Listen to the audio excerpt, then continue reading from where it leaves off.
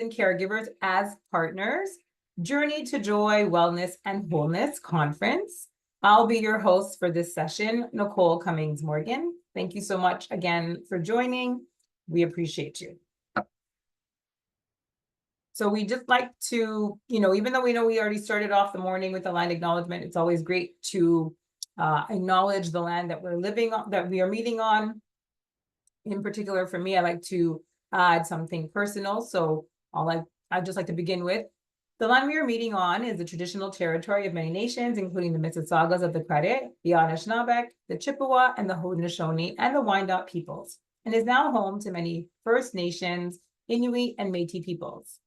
I also acknowledge that Toronto is covered by Treaty 13, signed with the Mississaugas of the Credit, and the Williams Treaty, signed with multiple Mississaugas and Chippewa bands.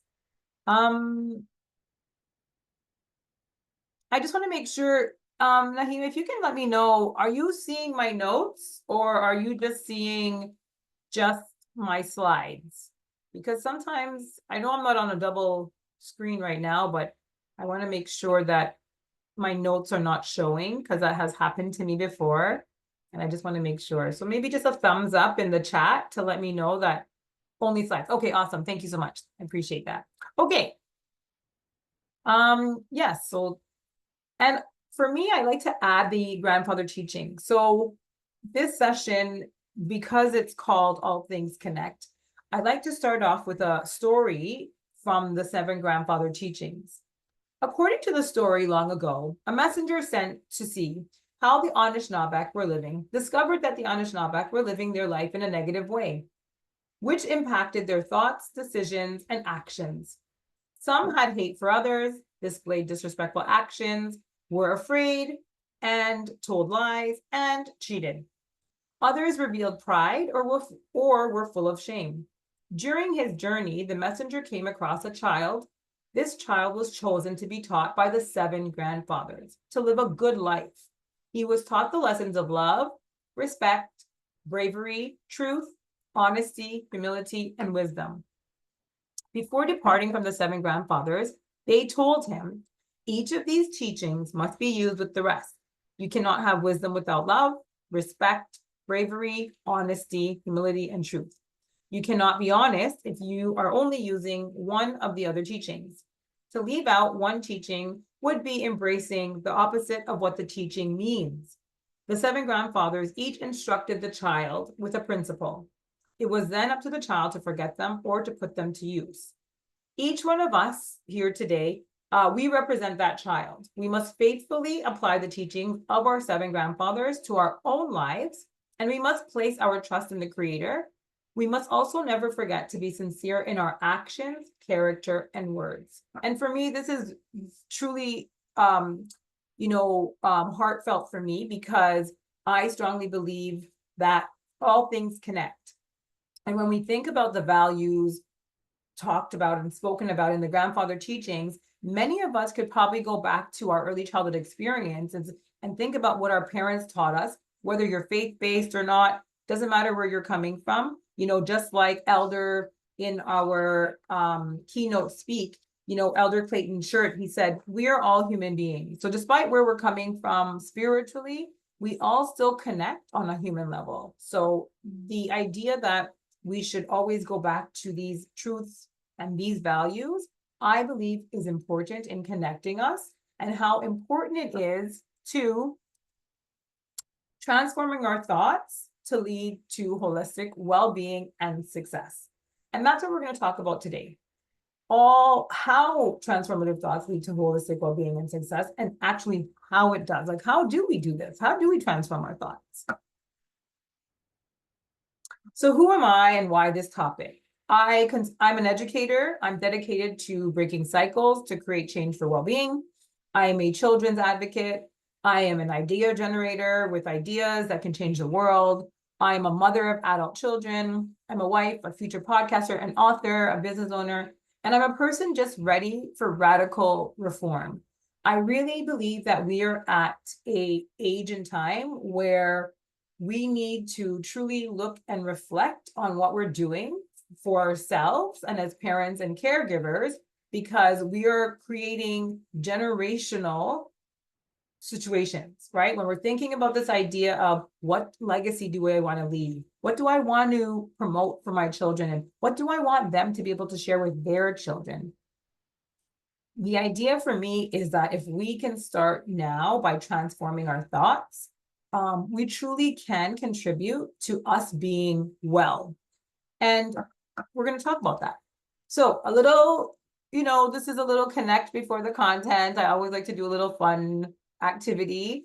And because it's just basically you and I, we can kind of just go from there. But, the questions are things like, have you ever, and the idea is if you have done it, you turn on your computer. I mean, you turn on your camera if you like, if you feel comfortable. If not, you could just do a thumbs up in the reactions. All right, so I'll just do a few of them fun ones, right? So have you ever kissed your best friend? Oh, no, my thumbs are down. Sorry, I just realized. Have you ever broken a bone? Thumbs up for me. Have you ever told someone I love you and not meant it? I think that was a funny one. And then just, have you ever had a crush on one of your teachers? Yeah. People always are like, oh, these are silly, but again, I'm going to always go back to how things connect to transforming our thoughts and how it connects to our wholeness. When you have fun and, just try to let your inhibitions go, it does impact how you think and feel about life in general, right? So it's important for us as parents and caregivers to sometimes have that fun, particularly with our children, right? Because sometimes our children, they see us as, oh my gosh, my parents are just boring. My parents just, go from there. Oh, thanks, Naeem. Yeah, it's interesting when you're thinking about these have you evers.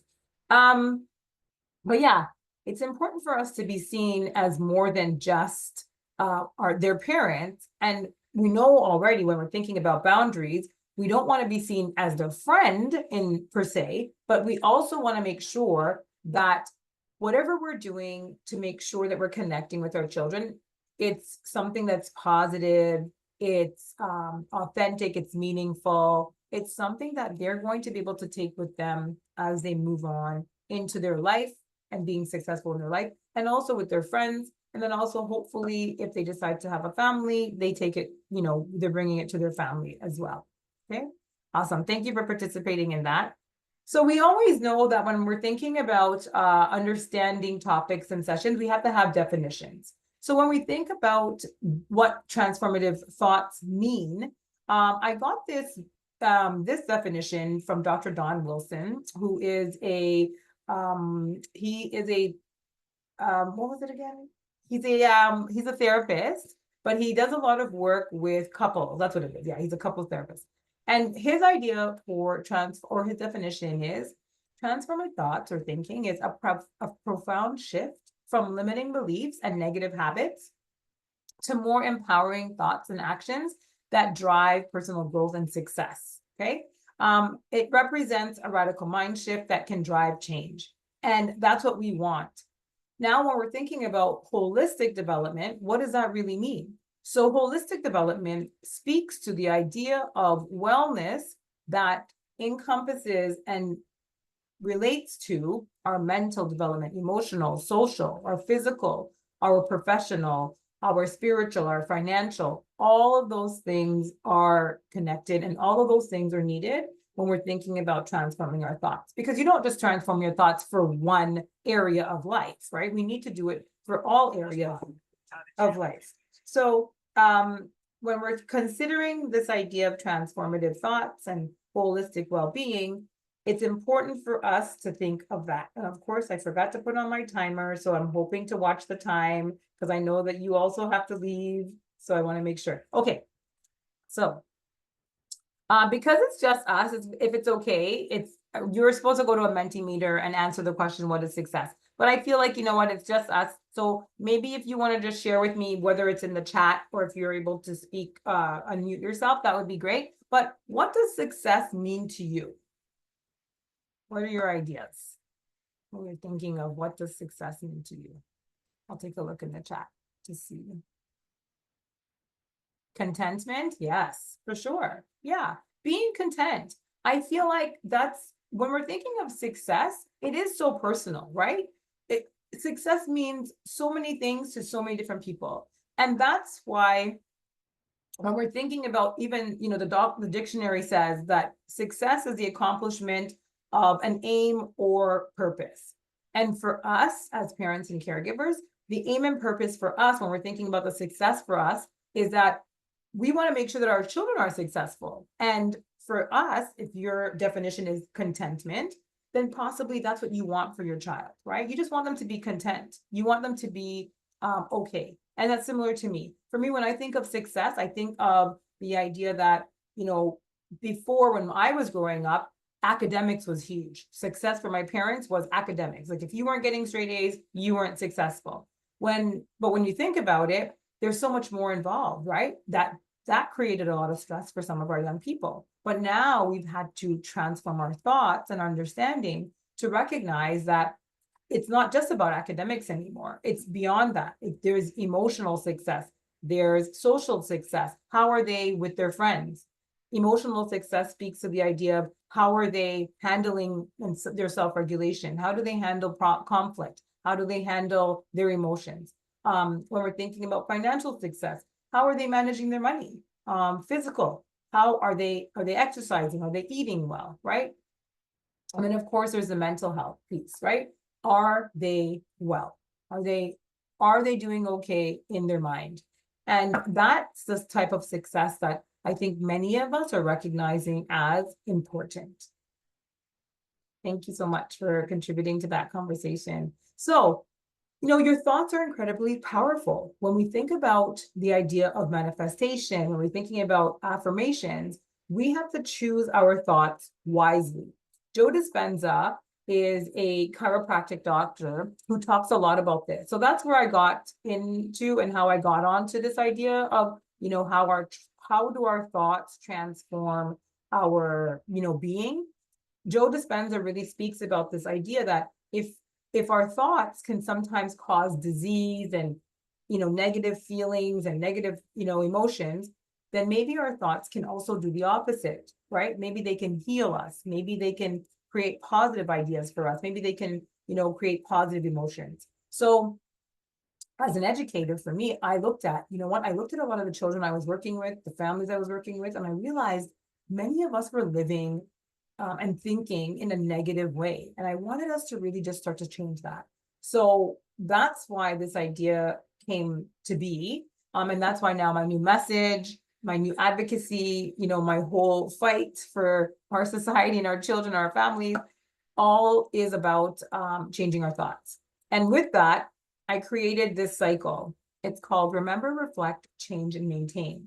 And what it focuses on is the idea that if we focus on recalling an experience or an emotion or a motivation that's helped us set the foundation for something in terms of our ideas, it helps us get to the idea of being able to reflect on it. So when you think about, okay, I'm a parent, am I making let me think about how my parents were.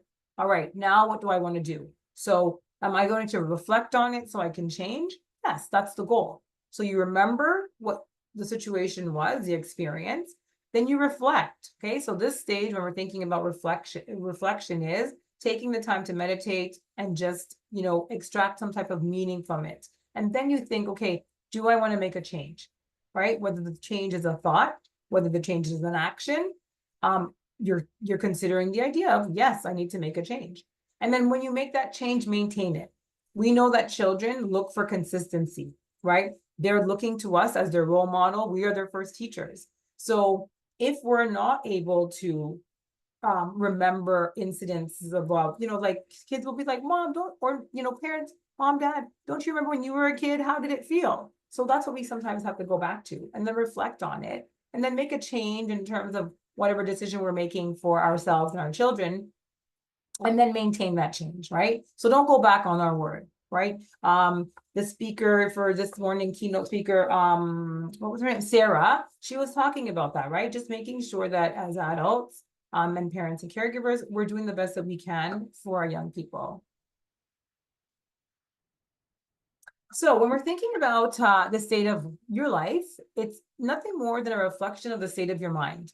And people will be like, you're kind of questioning this idea of what does that really mean? But the state of your life is nothing more than a reflection of the state of your mind, means that if your life is in a state of, complete chaos, it's because something is happening within your mind that's preventing you from getting into organization, right? It could just be, it could be the traumas that we face as in our early childhood. It could just be many of the experiences that we're going through right now with life. It could be physical, it could be chemical, it could be so many different things. So that's why it's important for us to think about how we can transform our thoughts to get back to a place of peace, calm, and control. Because in the end, we are in control of our thoughts, emotions, and actions. And if we're unable to create that idea within our minds, we will not be living in a state of calm, peace, contentment, as you mentioned, right? We want to be content. That's the goal for life. And that brings us to how we feel inside. Because when you live in chaos, when you're living in a state of, I'm unsure of what's going on in my life, there's so many things going wrong, it starts to impact your physical being. And that's a whole different workshop. But I just want you to think about that when you're considering this idea of transforming your thoughts for well-being and success. Because ideally, that is what's happening. Research has been showing, and this is from not just, doctors in the medical profession. This is from educators. This is from scientists. This is from, nutritionists. This is why when we talked about the idea of diverse literature, there's a lot happening, right?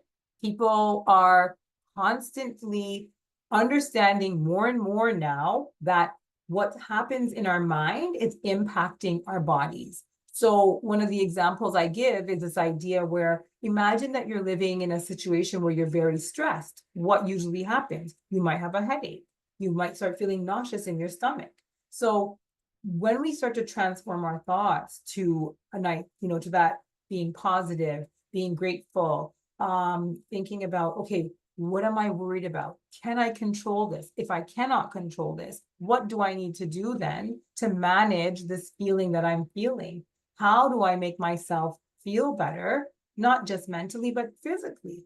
And that's by transforming our thoughts. And when I say that all things connect, let's be real. When we transform our thoughts, much of where we are in life has come to because of the way that we've transformed our thoughts. Remember when things came out with technology, a lot of people were like, oh, I don't want to go on the internet. I don't want to use the internet. I'm not trying to do this with the internet. I don't want everyone to see my business. I don't want to, put all my information out there. Now we live in a time that you can't do anything without using the internet or without using technology, right? So, and that happened because we had to transform our thoughts. And in the end, while we had to get out of our comfort zones, think about where we are now. We're feeling much better about ourselves. We're living in success. It's been very successful for many of us. And that's the same thing I want us to think about when we're thinking about this idea for parents in terms of care, for parents and caregivers, is that when we transform our thoughts about how we are in relation with our children, with our families and those around us, it truly does impact us in a positive way.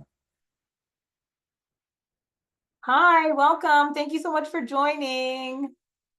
I know there's only a few of us, but that's good. I'm glad you're here. Thank you. Welcome. Okay, so 5 reasons why we must transform our thoughts for well-being. Number 1, when we're thinking about growth mindset, transforming our thoughts encourages a growth mindset where parents and educators model adaptability and resilience. This mindset empowers our children and ourselves to approach challenges with optimism and persistence, teaching them that learning and improvement are lifelong processes. You're here today because you have a growth mindset. You would not be here if you didn't, right? Your belief is that I need to keep learning. You want to keep learning, not just for yourself, but for your family. And that's awesome. So that's what we want to do. When we're thinking about transforming our thoughts, that's part of it. Another idea is the idea that it enhances emotional intelligence. When we're thinking about changing our thoughts, adults and children are better able to manage their stress in their relationships and foster a more supportive environment for the children that they are with. And when we're doing this as a parents and caregivers, our children are able to see this and take on these same strategies and tools and bring it with them. For an old adage, they say that train up a child in the way they will go and they will not depart from it. And that's similar to this idea of our transforming our thoughts. These small things will make a big difference. The other one that we're thinking about is the idea of nurturing whole child development. When we're thinking of holistic development, it's similar, right? We're not focusing just on academics or emotional. We're focusing on everything. We want to make sure that our children are doing well emotionally, academically, physically, socially, right? When we focus too much on one, what we're doing is putting pressure and stress on them in one area and then not helping them and supporting them and nurturing them in the other areas. And those other areas are just as important, right? Much of what we're seeing today in schools is this idea that many of our young people are lacking social interaction skills, right? Interpersonal skills. They're unable to have conversations that are, that involve critical thinking, that involves, just sharing great ideas, right? Many of us are just so focused on academics that we forget about those pieces. And social development is important for children, especially when they get into their work. How are we doing? Any questions? We're good? Awesome. Thank you. All right. So continuing on with where we are, we can also think of this idea of problem solving and creativity. Huge. People don't realize how important creativity skills are. I think as parents and caregivers, we kind of think of creativity as, art and painting, etc. But creativity skills literally means being able to be innovative. So a child is able to think flexibly, they're able to solve problems, they're able to develop solutions in their everyday challenges. So thinking about our transforming our thoughts does improve problem solving and creativity skills. So I want you to think of that as I want you to consider that when thinking about the idea of transforming our thoughts for success. Okay. The last thing, another one that we're thinking about now is building intergenerational resilience. By transforming our thoughts, parents and caregivers and educators, we promote long-term resilience in families and communities. This transformation will help break negative cycles, and which is a huge thing for me, because I feel like where we are right now in life, a lot of it is just cycles that have not been broken, and it's time for us to make a change. So creating a legacy of intergenerational abundance, where future generations are going to be able to benefit from stronger mental health, adaptability, and a deeper connection to holistic well-being. So these are the reasons why, and of course there are more, but these are just the tip of the iceberg to kind of get us started and to kind of leave you with thinking about ways that we can transform our thoughts and why it's important for us to transform our thoughts. So when we're thinking of strategies, it's just small things. So reframing negative thoughts. So one of the things I say to students is, instead of thinking of, oh my goodness, I don't want to go outside, it's so cold, I don't like recess, because many students will complain about recess.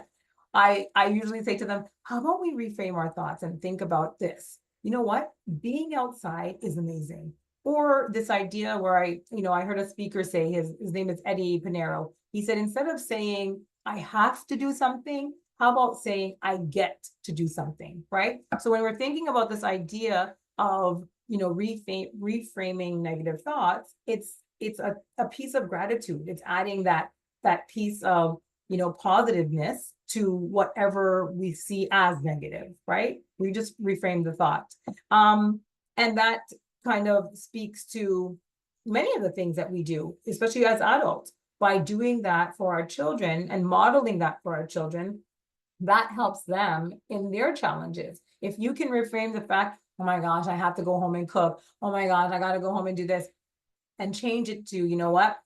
I get to go home and cook. I have food. I have a home. I have a family to cook for. I've got food. Changing that will help us focus on opportunities where we think of things as, you know what? It's an approach where I'm thinking about being resilient, being adaptable, right? Which is all a way to contribute to well-being. So when we're thinking of practicing mindfulness and self-awareness, huge piece.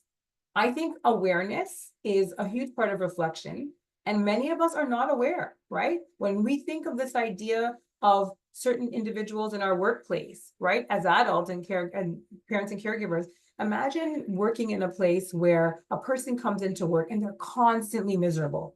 And it's almost like, are they aware of the energy that they're actually perpetuating? Are they aware? But many people are not.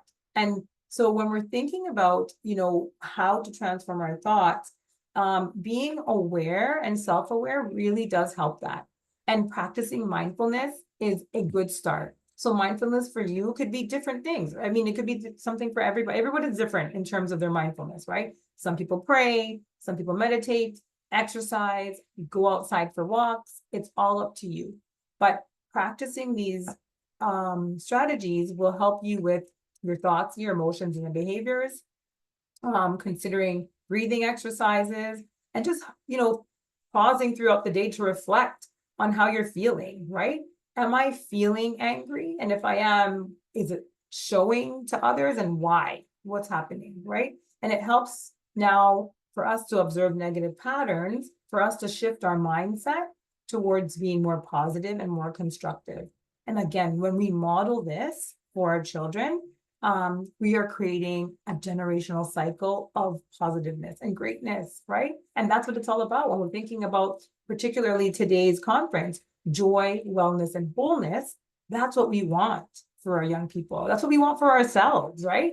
Each and every day that we wake up, we want to give thanks for, what we've got.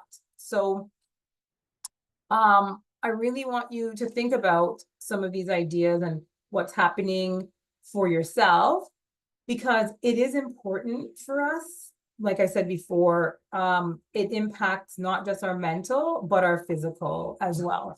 Sorry, I know my lighting is off because the sun keeps moving in. Okay. Another thing is when we're thinking about strategies on how to transform our thoughts is being intentional, right? Develop a habit of using positive affirmations that align with your goals for well-being and success. So for me, when I start off the day, it's, I am, all is well. I consider myself a miracle worker. I talk about the fact that, my positive intentions have the power to heal. My positive intentions have the power to heal. And I use that affirmation as a reminder for myself that what I'm doing and the reasons why I do what I do is because I want to make things better, not just for me, not just for my family, but for those around, right? I'm a teacher. I teach kindergarten to grade 6. I also teach adults in college. So for me, I use all of that awareness and, reframing my thoughts to share and model and mentor with the young people, because I really want us to do better, because I'm seeing so many of us, unfortunately, our young people are unfortunately in a situation where they're succumbing to abuse in substances. They're going, unfortunately, I apologize if this is a trigger, but even when they were thinking about depression, what does depression lead to in some of our young people? It's a sad time. And if we don't encourage our young people to truly start to transform their thoughts, well, we'd have to do it first, then we're going to continue to end up with a generation of young people who are feeling underserved, obviously, not valued. they feel like they don't belong. So these things are important in order for us to truly make that change and turn all of what we have into this joy and wellness and wholeness. How are we doing? Is everyone okay? Thank you so much. I know we have a few more minutes. I also wanted to talk about, just adopting this holistic lifestyle, right? Ensuring that our daily routines support physical, emotional, and mental health. Regular activity, physical activity, balanced nutrition, getting enough rest. There's so much research now that's supporting that, all it takes is just a walk, right? Just walking 20 minutes outside, making sure that you're getting fresh air each and every day, making sure that we're eating better. A lot of, again, more research is coming up about this idea of, fasting, removing processed sugars, eating more fruits and vegetables, getting back to what we used to eat, like back when we didn't have thousands of options, right? Now you go outside and there's everything, A&W, Burger King, there's too much. The kids are constantly like, I want this. You can't run away from it, right? So it's really about us trying to adopt this lifestyle in a fast-paced lifestyle, right? Because many of us, we don't want to always eat in the ways that we eat. It's just that our lifestyle, it's hard. It's hard to cook. I was telling my family, like, I cook on Sundays, and I'm hoping that it lasts for a few days because I can't be cooking every day. By the time I come home from work, I've got so much to do. I don't have that time, but I try to balance it out, right? And even with regards to sleep, again, research is showing how important sleep is to the development of our brain, which all things connect.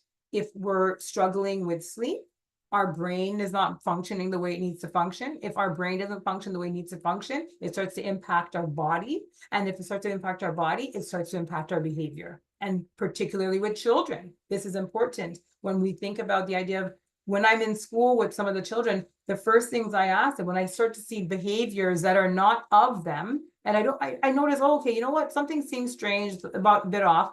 The first question is, did you get enough sleep? What did you have for breakfast, right? And then we just usually I just give them the opportunity. Let's get something to eat and let's, move from there. And then, last but not least, and when we're thinking about holistic lifestyle, it's also, journaling and finding your hobbies, unwrapping your gift and skills is something that as adults, we forget about, right? Why do we forget about all those dreams and aspirations and things that made us excited when we were young? All because we're, in our profession and with our family? No, I think it's important for us to get back to those ideas, get back to our creativeness, get back to our inner child. And that will help us when we're thinking about transforming our thoughts to help us to feel better within, mentally, physically. And then, of course, the last thing, very important, surround yourself with positive influences, okay? Can't stress this one enough. We know that energies are, unfortunately picked up and contagious, right? There are frequencies that many of us share. We've been in rooms before where somebody's energy is just completely off and you start to feel it, right? You start to feel it. So this is why, reframing our thoughts and being aware of our situation, being intentional, sticking and staying within our affirmations and creating this lifestyle, all of this will contribute to us feeling better and stronger, right? When you go out feeling like, you know what, my affirmations, I'm manifesting my affirmations, you feel stronger, right? You feel better. There's a different pep in your step. And that's what we want for our young people. We want to be able to model all of that as parents and caregivers, so that way our young people are doing the same for their friends and their siblings and their social groups. So yeah, just, surrounding yourself with positive influences, whether it's your friends, your mentors, professional networks, speaking nicely to yourself, speaking kindly to yourself, connecting also with like-minded positive people, who are going to challenge you, right? To reinforce your journey of being holistically well. How are you feeling? Any questions, comments? Is everything okay? Oh, sorry. I think I just did something wrong. Okay, we're okay. All right. Oh, yes, I know that you're leaving. Okay, thank you. Thank you so much, Name, for coming. All right, so I'm going to finish off with a little story because I think it's always important to share some stories. So I just have to stop sharing this for a minute so I can switch slides and I can go from there. So let me start to share my screen again and just,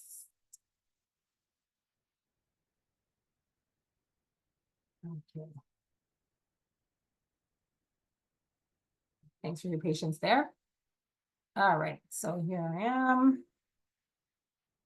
And I'll turn it into a slideshow. Is everyone seeing the story or did I do something wrong when I came off? Just maybe a thumbs up from somebody to let me know that you are seeing the slide that says story time.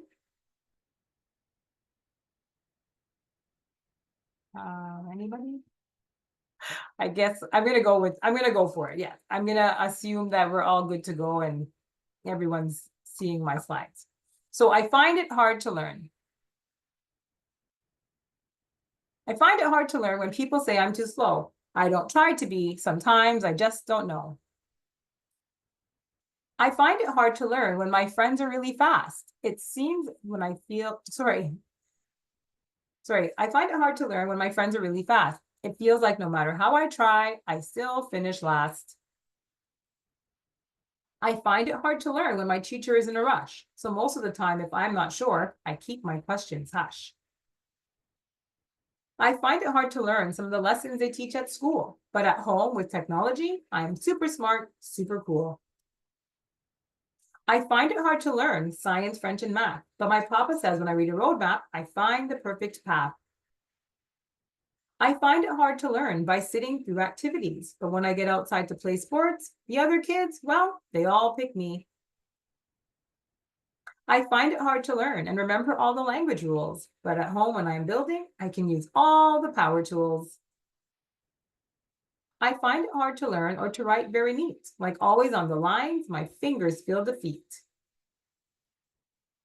I find it hard to learn when people start to say, it's easier to do it like this, trying to teach me their way. I find it hard to learn when I'm in a busy classroom. The noise, things hanging, I hope recess comes soon. I find it hard to learn to do what others do. So I try my best and mama says that's what I want from you. My way of learning is not the same as people I know. My way of learning is just for me and it will guide me as I grow. At times I feel sad when my marks aren't high, but with determination and perseverance, I will soar through the sky.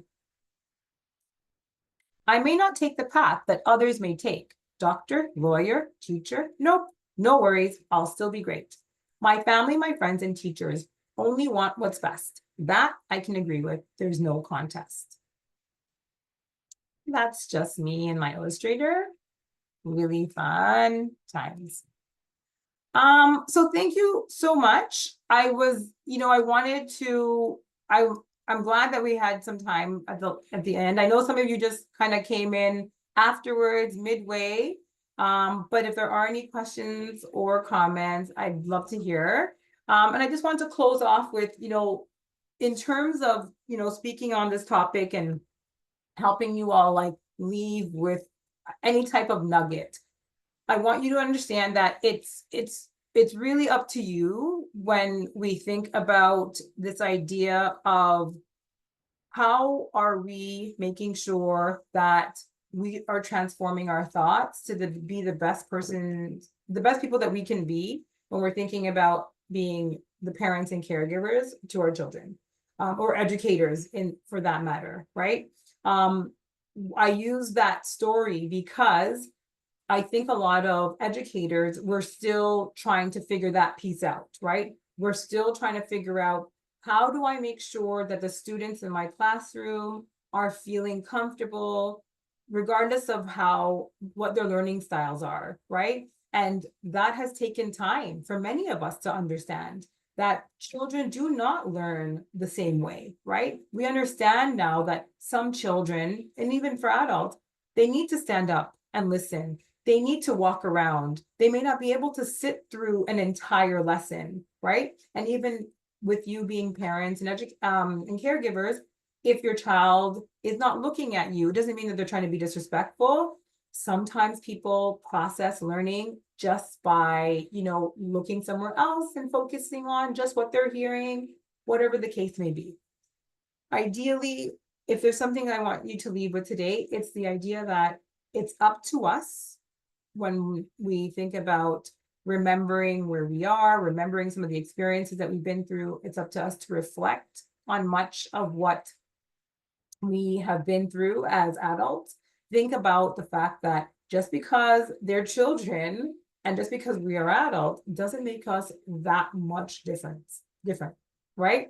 I feel like sometimes as we get to this age where we're like, oh, as a child, you're supposed to do this, you're supposed to do that, when we're thinking about expectations, forgetting that even as adults, we're still learning. So if we're still learning, what are these high expectations that we are imposing on our young people for them to be able to do things without our support? So for us to make sure to understand that, everything connects, and, our thoughts really do make a difference in terms of our emotions, our ideas, and our actions. I think it's important for us to just sit back and relax and remember that.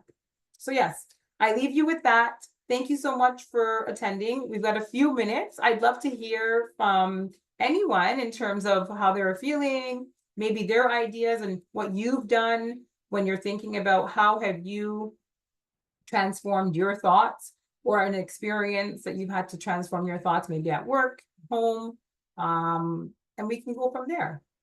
Hopefully, if anyone's comfortable, maybe you could put it in the chat if you feel comfortable. You can unmute yourself. You can. No, okay. I know it's a early morning, right? And I know you've all been on since 10 o'clock, and there's a lot going on. And I think everyone is headed over to another session. I didn't realize there was another session after this. I thought we were done. But yes. And if you want to reach out, I think I have put my information in. Did I put my information somewhere? Well, I mean, it's there from the conference if anyone wants to reach out. But yeah, any questions, comments? No, nothing? Okay. All right, well, like I said, remind yourself that, regardless of what you're thinking about and regardless of how you, think about the idea of holistic well-being, remember that it really does impact everything, right? So our, personally, spiritually, professionally, and sometimes we have to go back to that and remind ourselves that one thing sometimes impacts the other. And I think sometimes we do forget that as adults, right? We kind of think, oh, well, my finances are off, and oh, there's nothing really wrong with me. It's just my finances are off, and not realize that, well, since my finances are off, then I end up feeling stressed. And now that I'm feeling stressed, my physical's off, and it does start to connect everywhere. So it's important for us to stay positive, truly, and we go from there. Well, thank you, everyone. Like I said, I'm here if you have any questions, comments. I would definitely appreciate them. But I think our time is up for now. And I guess I'll see you in the other sessions. Okay, I'm going to stop recording. I think I can, right? Are you sure you want to stop recording?